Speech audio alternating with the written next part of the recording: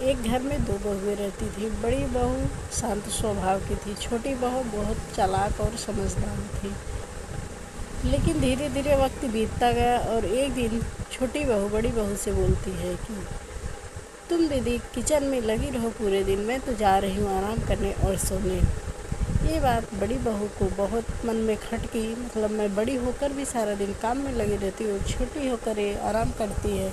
और सभी लोग अक्सर बड़ी बहू को ही काम बोलते थे। सासू भी बोलती थी, ससुर भी बोलते थे, उसके हस्बैंड भी, सभी लोग बड़ी बहू को ही काम बोला करते थे। ये सुनकर बड़ी बहू को बहुत दुख हुआ और वो बिना कुछ बोले ही चुपचाप खड़ी होकर सुनती रही। तभी छोटी बहू अपने कमरे में चली गई और बड़ी बहू को सासू माँ ने आवाज़ दिया, बहू इधर आओ। तभी बड़ी बहू सासू माँ के पास गई और सासू माँ ने बोला कि बहू आज हमें कुछ भारी नहीं खाएंगे, आज बहुत हल्का खाना खाने का मन कर रहा है तो हम खिचड़ी खाएंगे।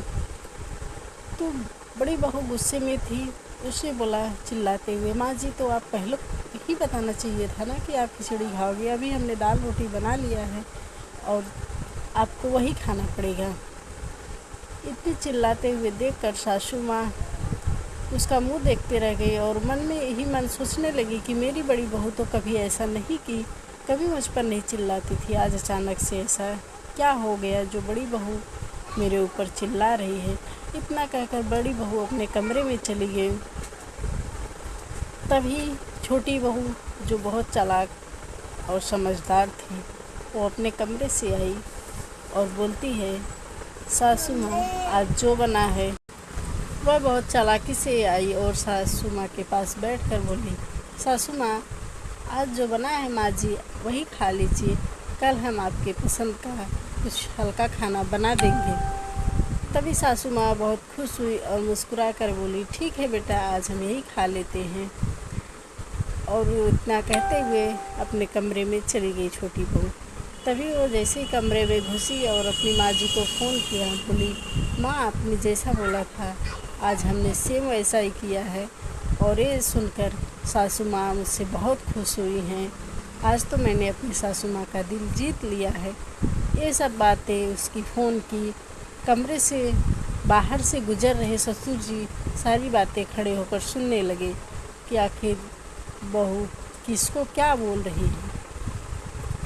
जब भी ससुर जी ने ये सारी बातें सुना और तुरंत आए सासू माँ से बोले कि हमारी बड़ी बहू गलत नहीं है, गलत तो हमारी छोटी बहू है जो पहले से ही बड़ी बहू को भड़का कर आई थी और खुद आकर तुम्हारे पास अच्छी बन रही थी। मैंने अभी अभी उसके फ़ोन पे ऐसा ऐसा बात करते हुए सुना, अपनी माँ जी को सारी बातें बता रही थी और हमारी बड़ी बहू के बारे में गलत बोल रही थी।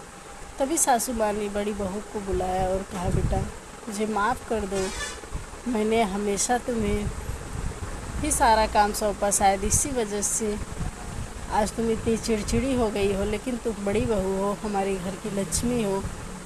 और वो छोटी बहू बहुत चालाक और समझदार है बेटा, उससे बच के रहना।